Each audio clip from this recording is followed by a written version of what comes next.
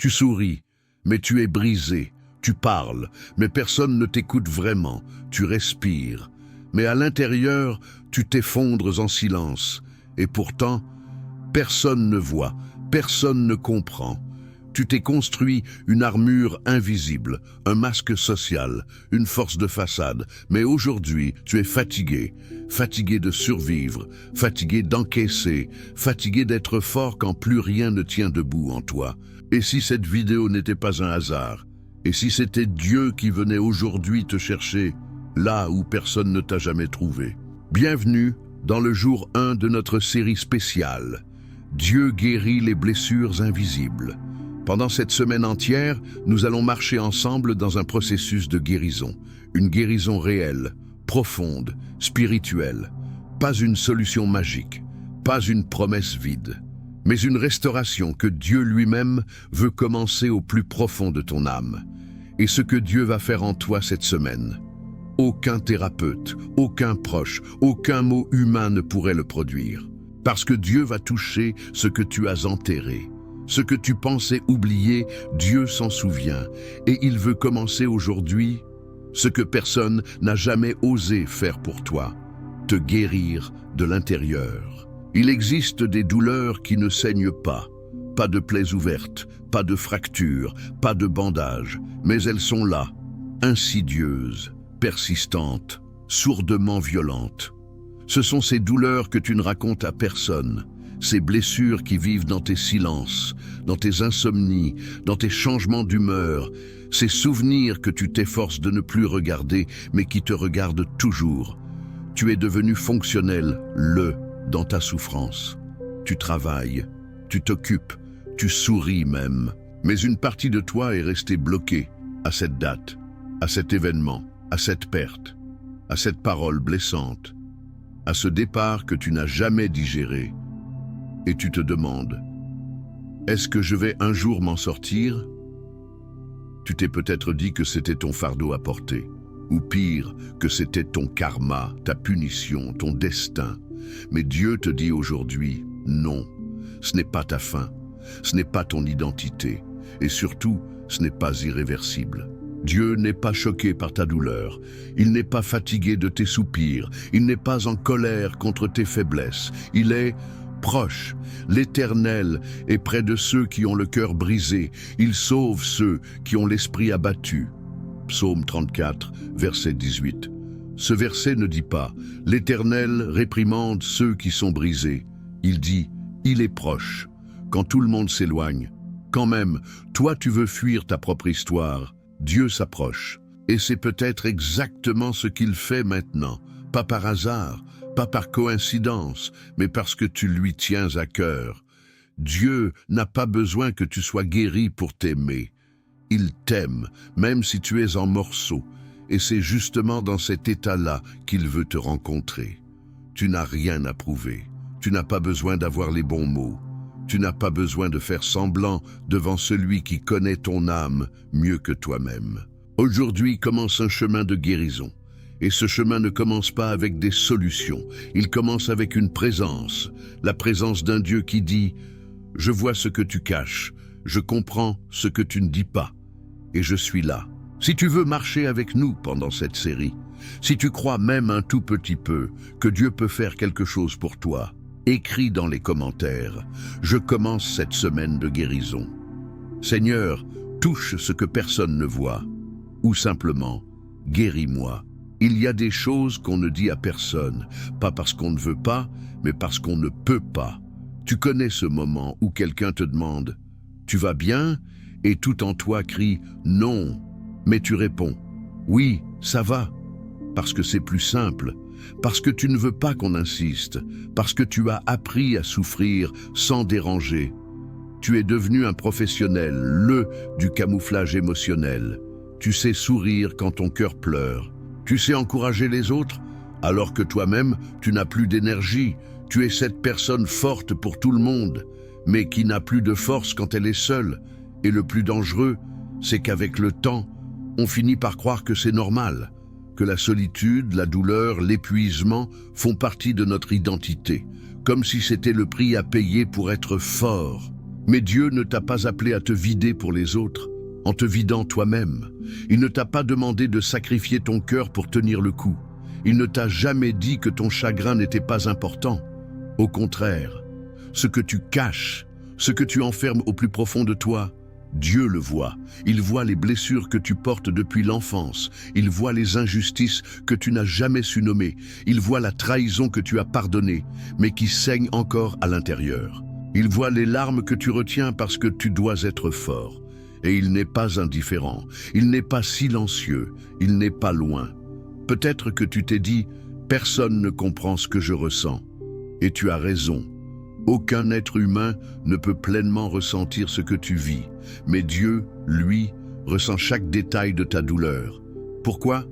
Parce qu'il vit en toi, parce qu'il ne regarde pas ta vie de l'extérieur, comme un spectateur. Il est au-dedans, il sent tes contractions intérieures, il entend tes pensées silencieuses, il devine l'angoisse dans ton regard, même quand tu ris. Et aujourd'hui, il te dit « Je suis prêt à guérir ce que tu caches. » Mais tu dois me laisser entrer. Pas pour juger, pas pour exposer ta faiblesse, pas pour te faire honte, mais pour que tu n'aies plus jamais à porter ce poids seul, pour que tu puisses enfin respirer sans te forcer à paraître bien. Tu sais, dans la Bible, Jésus a guéri un homme qui s'appelait Bartimée. Il était aveugle, assis au bord du chemin, rejeté, inutile aux yeux des autres. Mais quand il a entendu que Jésus passait, il s'est mis à crier. Et que fait Jésus? Il s'approche et lui pose cette question. « Que veux-tu que je fasse pour toi ?» Évangile de Marc, chapitre 10, verset 51. Tu penses peut-être, mais c'est évident, non? Il est aveugle. Oui. Mais Jésus voulait l'inviter à ouvrir son cœur, à exprimer ce qui était enfermé, à sortir du silence, arrêter de tout cacher et à croire que c'était possible d'être restauré. Peut-être que Dieu te pose la même question aujourd'hui. Que veux-tu que je fasse pour toi? Et tu peux répondre, Seigneur, ouvre mes yeux, guéris mon cœur, soulage ma douleur, redonne-moi la paix. Dieu n'est pas impressionné par les grandes prières. Ce qu'il aime, ce sont les prières sincères. Celles qui sortent d'un cœur blessé, mais ouvert. Celles qui disent « Je n'ai plus la force, mais je te laisse entrer ». Et peut-être que tu penses que c'est trop tard, que tu as trop vécu, trop échoué, trop caché. Mais Dieu n'a pas besoin de conditions parfaites pour commencer une œuvre parfaite. Tu crois que c'est trop compliqué? Dieu dit « Je suis le Dieu des profondeurs, rien ne m'est inaccessible ». Tu crois que c'est trop brisé? Dieu dit « Je suis le restaurateur. Je reconstruis même ce que les hommes ont abandonné. » Tu crois que personne ne t'a jamais compris? Dieu dit « Moi, je t'ai toujours vu, même quand tu étais invisible aux yeux du monde. » Il guérit ceux qui ont le cœur brisé et il bande leurs blessures. Psaume 147, verset 3. Tu peux t'ouvrir, tu peux pleurer, tu peux te montrer tel que tu es. Dieu ne s'éloignera pas, il s'approchera encore plus. Et voici l'invitation de ce jour. Arrête de cacher, arrête de porter seul, arrête de survivre en silence. Dieu te tend la main. Et il ne te demande pas une performance spirituelle. Il te demande juste ton cœur, tel qu'il est. Maintenant, écris dans les commentaires « Je ne veux plus cacher ». Dieu voit ce que les autres ne voient pas. Je lui ouvre ce que je cache ou simplement « Guéris-moi, Seigneur ». Il y a des moments où les mots ne suffisent plus. Des moments où tu voudrais parler, mais rien ne sort. Des moments où ton cœur est si serré, si chargé, si fatigué, que même une prière devient un fardeau de plus à porter. Et alors, tu te tais. Tu regardes le plafond, tu fixes le vide, tu respires, mais sans espoir. Tu veux parler à Dieu. Mais comment faire quand tu ne sais même plus ce que tu ressens? Tu as été là, n'est-ce pas? Assis sur ton lit en pleine nuit, le cœur battant, larmes retenues ou déjà versées, avec cette sensation étrange d'être à la fois trop vide et trop plein. Trop vide pour formuler une prière, trop plein de douleurs, de nœuds, de choses non dites pour trouver un seul mot, Et c'est là que Dieu fait quelque chose de miraculeux, quelque chose d'invisible, de surnaturel, de puissant. Il prie à ta place. De même aussi, l'Esprit nous aide dans notre faiblesse, car nous ne savons pas ce qu'il convient de demander dans nos prières. Mais l'Esprit lui-même intercède par des soupirs inexprimables. Romains 8, verset 26. Tu entends ça? Quand tu ne sais plus comment prier, l'Esprit de Dieu prie pour toi. Il devient ta voix quand tu n'en as plus. Il devient ta supplication quand tu n'as plus de force. Il devient ton cri quand ton âme est épuisée. Ce verset est l'un des plus consolants de toute la Bible, parce qu'il nous montre que Dieu ne dépend pas de ta performance spirituelle. Tu n'as pas besoin d'avoir les mots justes. Tu n'as pas besoin d'être éloquent, ni organisé, ni fort. Tu as juste besoin d'être vrai. Et parfois, être vrai, c'est se taire et laisser Dieu entendre ce que tu ne sais pas dire. Peut-être qu'aujourd'hui, tu te sens sec. Tu n'as plus d'inspiration pour prier. Tu as trop prié, trop attendu, trop pleuré, trop espéré. Et maintenant, tu n'as plus rien à offrir. Mais laisse-moi te dire ceci. Le Saint-Esprit n'a pas besoin de ton énergie. Il agit même quand tu es à terre. Il se met à genoux à ta place. Il intercède. Il plaide. Il lutte. Pour toi. Il entre dans cette partie de toi que même toi tu évites. Et là, dans cet espace caché, douloureux, non traité, il dépose une prière parfaite, une prière sans mots, une prière faite de soupirs, que Dieu comprend mieux que tous tes discours. Tu as peut-être grandi dans un environnement où on t'a appris que pour être exaucé, tu devais bien prier, avec de longues phrases, avec une structure, avec force, avec ferveur. Mais aujourd'hui, Dieu t'enseigne quelque chose d'autre. Parfois, ta plus grande preuve de foi, c'est ton silence, ton abandon, ton soupir, ton simple regard vers le ciel. C'est suffisant, c'est reçu, c'est entendu. Il y a quelques années, j'ai connu quelqu'un qui, après une énorme tragédie familiale, n'a plus pu prier pendant plusieurs mois. Elle allait à l'église, elle lisait la Bible, mais prier, lui, était devenu impossible. Elle me disait « Je commence à parler à Dieu, et je pleure, mais aucun mot ne sort. Et tu sais ce que je lui ai dit? Mais c'est déjà une prière. Ta douleur parle, ton silence crie, tes larmes sont entendues. Parce que Dieu ne lit pas tes lèvres, il lit ton cœur. Et parfois, les prières les plus puissantes sont muettes. Tu as compté mes pas errants, recueille mes larmes dans ton outre. Ne sont-elles pas toutes inscrites dans ton livre? Psaume 56, verset 9. Chaque larme, chaque soupir, chaque nuit sans sommeil, tout est enregistré dans le cœur de Dieu. Et pendant que toi tu te demandes si tu vas t'en sortir, le Saint-Esprit est en train d'intercéder au ciel, demandant la paix, la restauration, la délivrance en ton nom. Et ce n'est pas tout. Quand l'Esprit prie pour toi, le ciel écoute, car l'Esprit connaît exactement ce qu'il faut demander. Il ne fait pas d'erreur. Il ne prie pas à côté. Il ne prie pas pour que tu sois plus performant.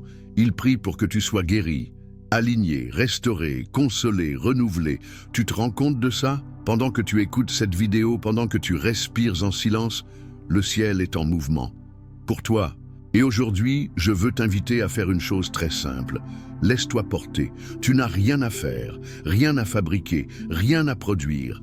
Ferme les yeux, respire profondément et dis juste « Saint-Esprit, prie pour moi ». Et il le fera. Il l'a déjà commencé, car l'Esprit intercède pour les saints selon Dieu. Romains 8, verset 27. Cela veut dire que chaque intercession du Saint-Esprit est alignée avec le cœur du Père. Aucune prière de l'Esprit ne tombe dans le vide. Et toi, tu es au centre de cette intercession divine. Aujourd'hui, tu peux te reposer, tu peux te taire sans culpabilité. Tu peux dire à Dieu, je ne sais plus prier, mais je te laisse prier en moi. Et ça suffira. Parce que ce n'est pas ta voix qui change les choses, c'est sa présence en toi. Écris dans les commentaires, Saint-Esprit, prie pour moi. Même mon silence est une prière. Merci de m'avoir porté quand je n'en pouvais plus. Il y a des douleurs qu'on ne crie pas, des blessures qui ne s'expriment pas, des chagrins tellement intimes, tellement profonds, qu'ils restent enfermés, et pourtant, Dieu les entend. Parmi toutes les femmes de la Bible, il y en a une qui incarne cette douleur muette, cette souffrance invisible que beaucoup d'entre nous portent aujourd'hui. Anne. Tu as peut-être déjà entendu parler d'elle. Mais aujourd'hui, je veux que tu entendes son histoire avec ton cœur. Non comme une leçon biblique, mais comme un miroir de ton propre vécu. Anne était stérile. À son époque, cela signifiait être considérée comme une femme incomplète, humiliée, diminuée, déshonorée, comme si sa valeur dépendait uniquement de sa capacité à enfanter. Mais pire encore, son mari avait une autre femme appelée Pénina, et Pénina, elle, avait des enfants. Et non contente d'avoir ce que Anne désirait, Pénina se moquait d'elle, l'humiliait, la provoquait, l'écrasait avec ses mots. Et sa rivale l'irritait pour la pousser à s'irriter parce que l'Éternel l'avait rendue stérile. Samuel 1, verset 6. Imagine vivre ça, chaque jour, chaque repas, chaque regard, comme si chaque moment de ta vie devenait une blessure renouvelée. Et pourtant, Anne ne répondait pas par la colère. Elle ne criait pas vengeance. Elle ne cherchait pas à blesser en retour. Non, Anne pleurait, Anne priait, mais en silence. Anne parlait en son cœur. Ses lèvres remuaient, mais sa voix ne s'entendait point. Samuel 1, verset 13. C'est l'un des versets les plus bouleversants de toute la parole de Dieu.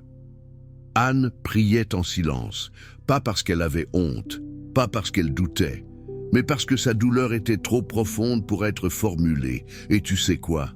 Ce silence a bouleversé le ciel. Le prêtre Élie, en la voyant, l'a pris pour une femme ivre, parce que même un homme de Dieu peut parfois mal interpréter la douleur silencieuse. Même ceux qui devraient comprendre peuvent se tromper. Mais Dieu, lui, ne s'est pas trompé. Il n'a pas eu besoin d'entendre sa voix, il a écouté son cœur. Et dans ce cœur blessé, humilié, épuisé, Dieu a vu la foi.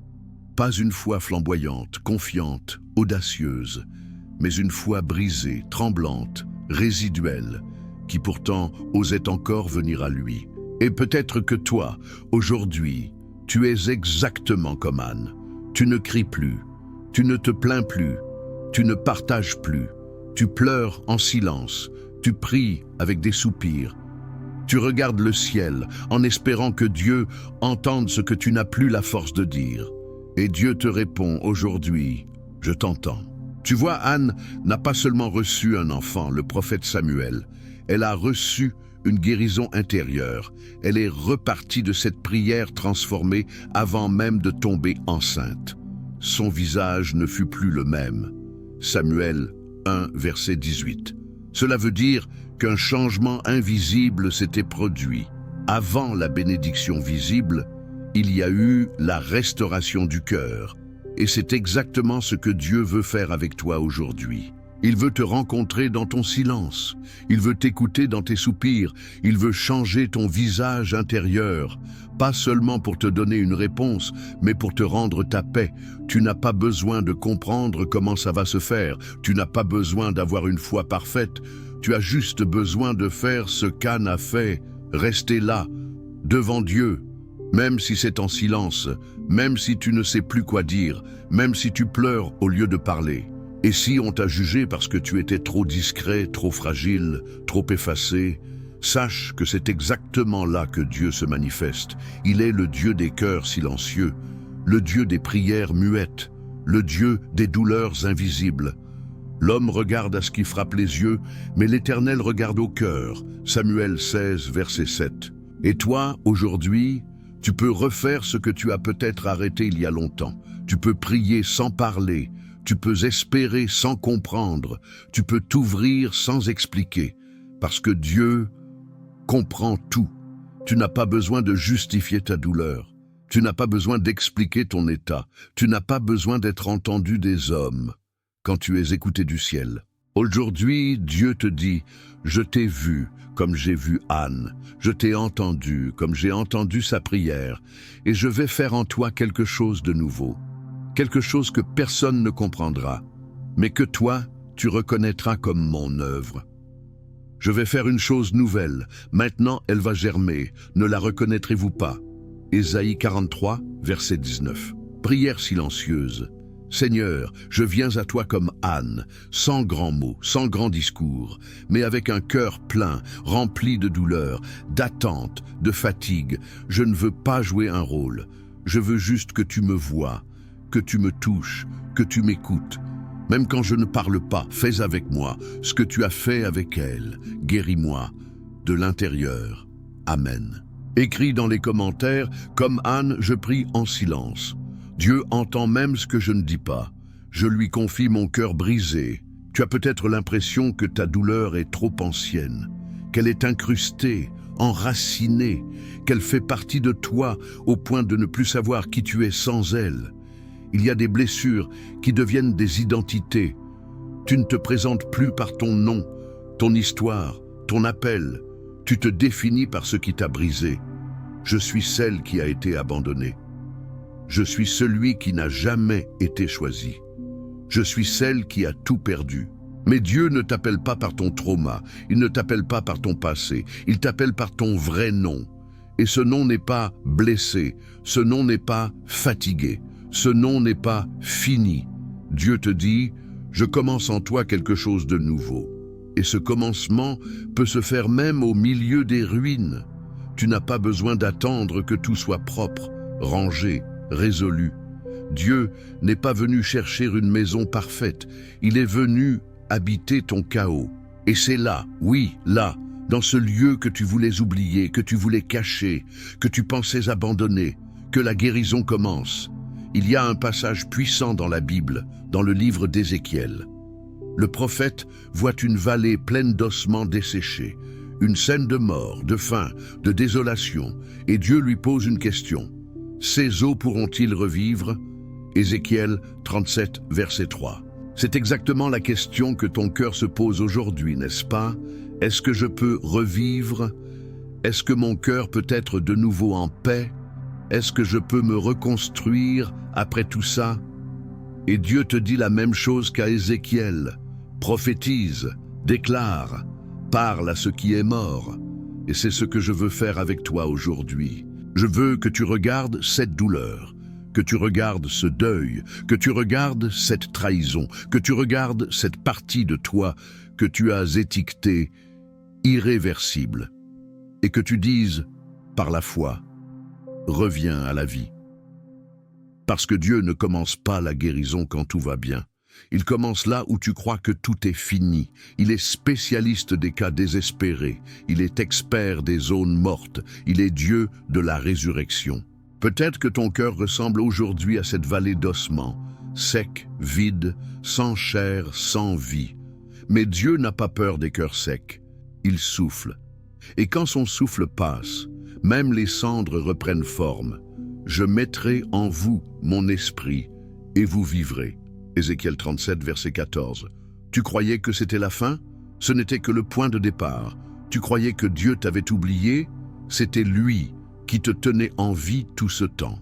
Même si tu t'étais éteint à l'intérieur, même si tu fonctionnais sans émotion, même si tu avais arrêté de croire, Dieu n'a jamais cessé de t'aimer. Et il n'a jamais cessé de croire que tu pouvais être guéri. Parfois, la guérison ne commence pas par un miracle. Elle commence par une parole. Et cette parole, tu l'entends aujourd'hui, reviens à la vie. Peut-être que tu te demandes, mais comment guérir? Par où commencer? Et Dieu te répond, commence par croire que c'est encore possible. Même si tu n'as qu'une étincelle de foi, même si tu ne ressens rien, même si tu es encore en larmes, commence. Il y a un moment dans chaque parcours de guérison où le cœur doit dire « Je ne sais pas comment, mais je dis oui. Oui à Dieu. Oui à la restauration. Oui à une nouvelle page. Oui à la vie. » Tu ne te lèveras peut-être pas aujourd'hui en hurlant de joie, mais si tu peux te lever intérieurement, c'est déjà une victoire. Et cette petite victoire va ouvrir un chemin. Et sur ce chemin, Dieu va marcher avec toi. Je t'ai appelé par ton nom. Tu es à moi. Ésaïe 43, verset 1. Tu n'es pas ce qu'on t'a fait. Tu n'es pas ce que tu as perdu. Tu es à lui. Et ce qui lui appartient, il ne l'abandonne pas. Aujourd'hui, laisse Dieu souffler à nouveau sur ton intérieur. Laisse-le ramasser les morceaux de toi. Laisse-le faire ce que toi, tu n'as plus la force de faire.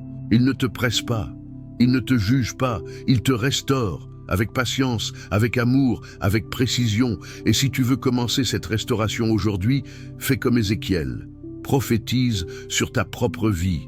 Dis à ton cœur, relève-toi, guéris, respire, vis. Prière de relèvement. Seigneur, tu vois ma vallée, tu vois les zones mortes en moi.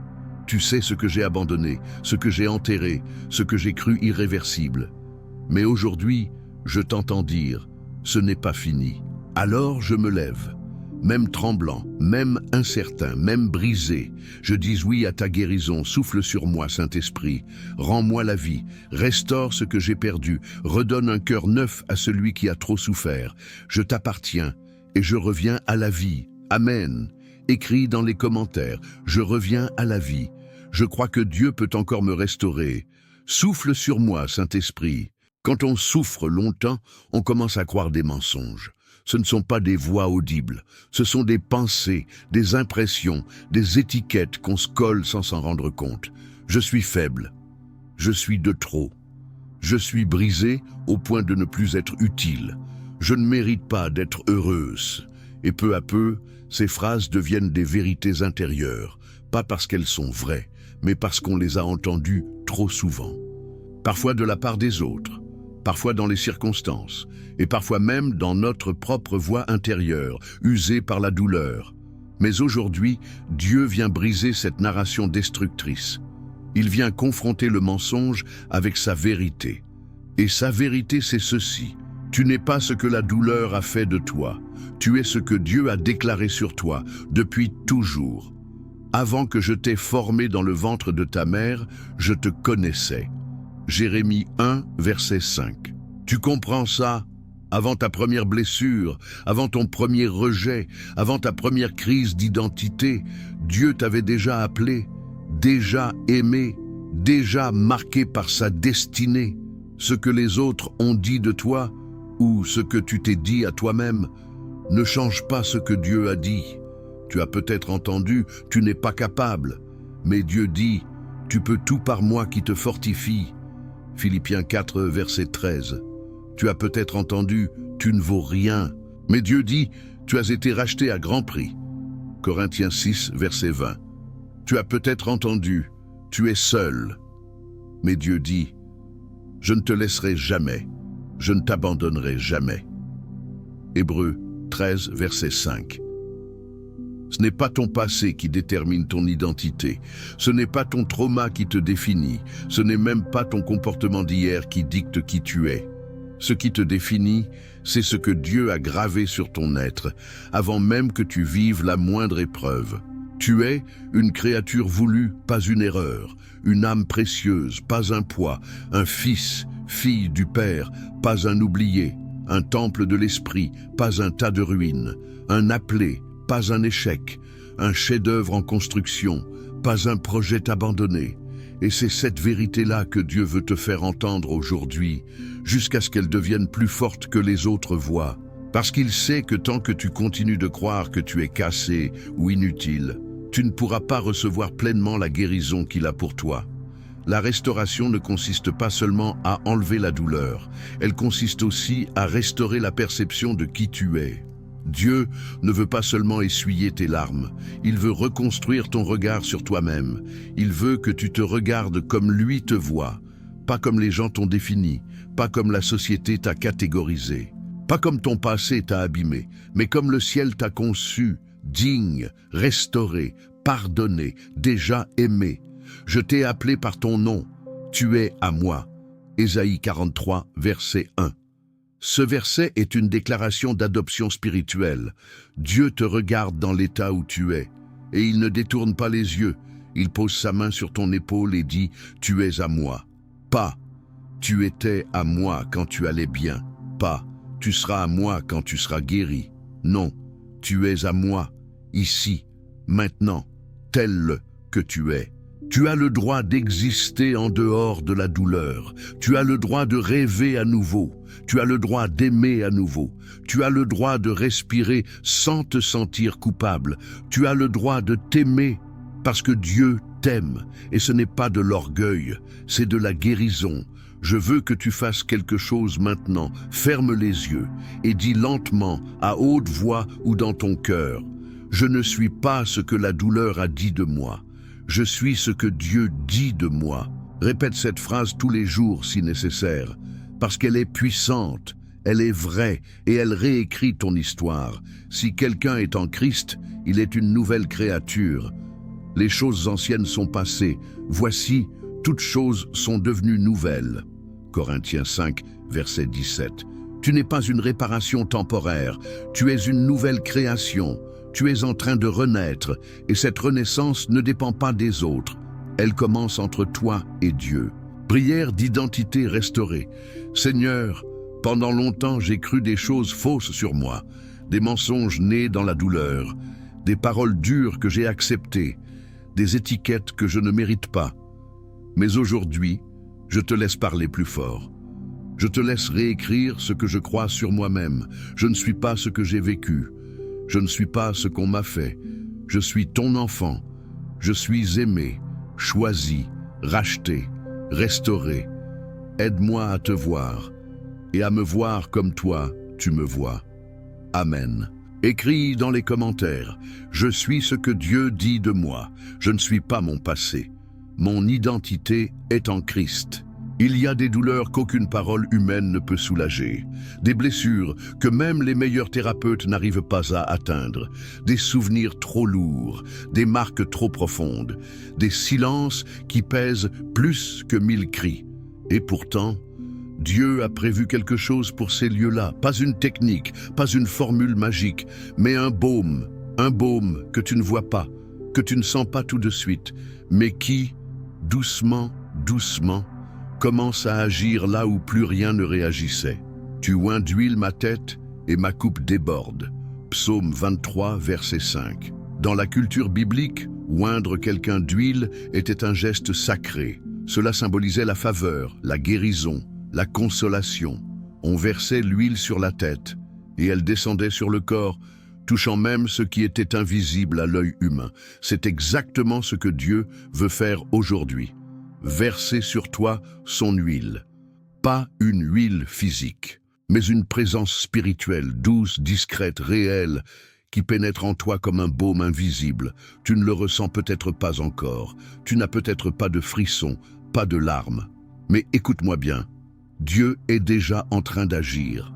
Le Saint-Esprit est en train de glisser dans ces interstices de ton âme, là où tu pensais que c'était mort, là où tu avais tout fermé, là où tu avais dit « je ne veux plus jamais ressentir quoi que ce soit ». Et là, son baume descend. Tu ne peux pas expliquer ce que tu ressens, mais une paix différente, un calme que tu n'avais plus connu depuis longtemps, comme si une main venait d'éteindre un feu intérieur que tu avais fini par accepter. C'est le baume. Ce n'est pas spectaculaire, ce n'est pas viral, mais c'est réel, c'est lent mais profond. Et ce qui est profond reste. Peut-être que tu as essayé plein de choses pour aller mieux, des livres, des vidéos, des conseils, des rendez-vous, et rien n'a vraiment changé. Pas parce que tu as échoué, mais parce que tu avais besoin de quelque chose que seul Dieu pouvait faire. Ce que tu vis n'est pas psychologique, ce n'est pas uniquement émotionnel, c'est spirituel. Et seul le Saint-Esprit peut toucher ce niveau-là. Seul lui peut restaurer sans violence, consoler sans brusquer, guérir sans rouvrir. Il ne brisera pas le roseau cassé et il n'éteindra pas la mèche qui fume encore. Ésaïe 42, verset 3. Tu es peut-être ce roseau cassé, tu es peut-être cette flamme à peine visible. Mais Dieu ne vient pas pour éteindre ce qu'il reste de toi. Il vient pour réanimer. Et son baume, c'est ça. Une action lente mais certaine. Une onction silencieuse mais efficace. Un amour sans condition, sans pression, sans délai. Il ne t'oblige à rien. Il ne t'accélère pas. Il agit à ton rythme. Parce qu'il te connaît. parce qu'il sait que tu as peur de souffrir à nouveau, parce qu'il respecte ton chemin. Alors, ne t'inquiète pas si tu ne ressens rien maintenant. Ne pense pas que la guérison n'a pas commencé. Elle a commencé dès que tu as dit « Seigneur, entre ». Et depuis ce moment, le baume a commencé à couler. Tu sais, quand on verse du parfum dans une pièce, on ne le sent pas toujours immédiatement. Mais l'air commence à changer, l'atmosphère devient différente. Et à un moment, tu t'arrêtes et tu réalises quelque chose est différent. C'est ce que Dieu fait maintenant. Il change l'atmosphère à l'intérieur de toi, sans faire de bruit, sans tambour ni trompette, mais avec profondeur. Et ce changement va produire des choses. Tu vas dormir différemment. Tu vas respirer avec plus de liberté. Tu vas ressentir des émotions sans être englouti par elles. Tu vas te regarder sans haine. Tu vas recommencer à espérer, doucement. Parce que le baume de Dieu n'est pas passager. Il transforme. Je répandrai sur vous une eau pure et vous serez purifiés. Je vous donnerai un cœur nouveau. Ézéchiel 36, versets 25, 26. Ce cœur, il est en train de le former. Un cœur qui ne fuit plus, un cœur qui n'explose plus, un cœur qui guérit. Et tu sais ce qu'il y a de plus beau avec ce baume? C'est qu'il laisse une marque invisible, mais éternelle. Ce que Dieu fait aujourd'hui, même si personne ne le voit, sera la base de ce que tout le monde verra demain. Tu n'auras pas besoin de dire « j'ai été guéri ». Les gens le verront, dans ton regard, dans ta voix, dans ta manière d'aimer, dans ta façon de vivre, parce que le baume de Dieu laisse une trace. Aujourd'hui, détends-toi, tu n'as rien à prouver, tu n'as pas à faire d'efforts, tu as juste à recevoir. Dis simplement, Saint-Esprit, répands ton baume sur moi et laisse-le faire ce que personne n'a jamais su faire. Prière, que le baume coule, Seigneur. Je te donne mon cœur fragile, mes zones sensibles, mes blessures anciennes. Je te les offre sans défense, sans barrière, sans peur. Répands ton baume, là où personne n'a jamais su toucher. Là où j'ai mis des chaînes, là où j'ai dit « ici, personne n'entre ». Fais glisser ton onction, pas bruyamment, pas violemment, mais comme toi seul sais le faire. Guéris-moi lentement si nécessaire, mais complètement. Amen. Écris dans les commentaires. Je reçois le baume de Dieu. Saint-Esprit, touche ce que personne n'a pu atteindre. Je guéris en silence, mais pour toujours. Le silence de Dieu est l'une des choses les plus difficiles à vivre pour un cœur blessé. Parce que quand on souffre, on a besoin de repères, de preuves, de signes, d'un mot, d'un verset, d'un rêve, d'un ressenti, quelque chose qui dise « je suis encore là ». Mais parfois, rien, pas de réponse, pas de soulagement, juste le vide, le silence, l'attente. Et ce silence peut devenir un poison. Il commence par une simple interrogation. « Pourquoi tu ne me réponds pas ?» Et il se transforme en peur. « Tu m'as abandonné ?» Et parfois même en révolte, tu t'en fiches de ce que je vis.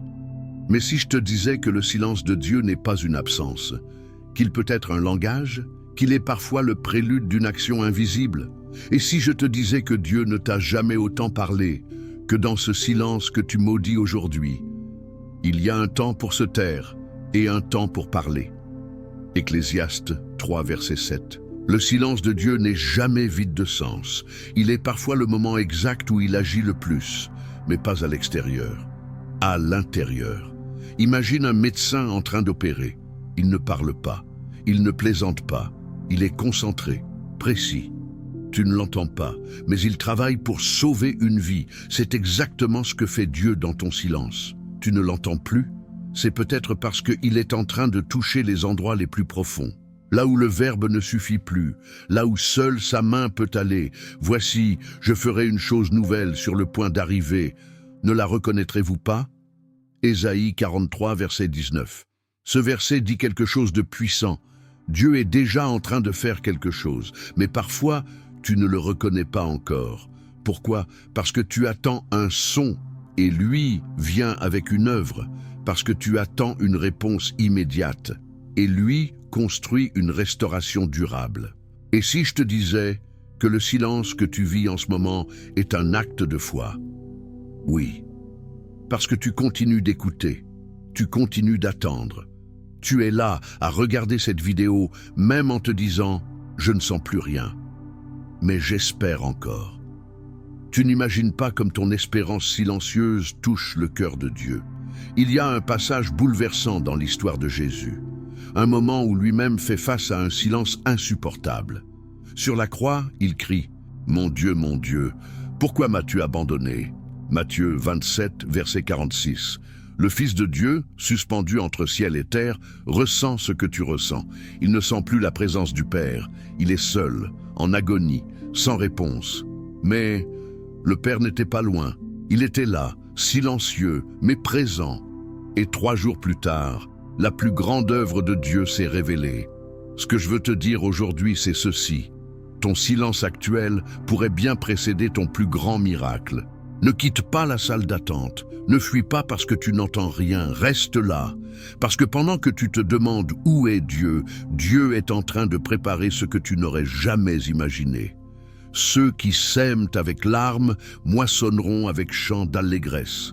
Psaume 126, verset 5.